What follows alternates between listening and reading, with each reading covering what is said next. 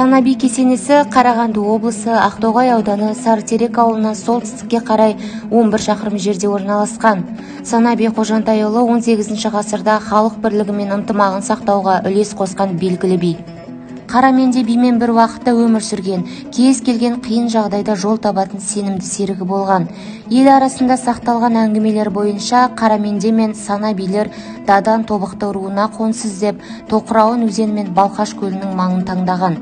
Санаби Балқаш көлінің жанына келгенде ойы балық, қыры киік, кедейдің жан сақтар жер екен депті. Дадан Тобықты руы Тоқырауын Балқаш маңында кең таралған. Ел арасындағы аңыз бойынша Санаби қайтыс боларының алдында менің сүйегімді ақ түйеге артыңдар, түйе қай жерге шөксе, сол жерге жерлеңдер деген. Түйе 2 күн жүріп, қазіргі Сарытерек ауылынан 10 шақырым жердегі төбеге шөгеді, сол жерге жерленеді. Санабидің кесенесі көпшілік зиярат ететін қасиетті орын болып табылады.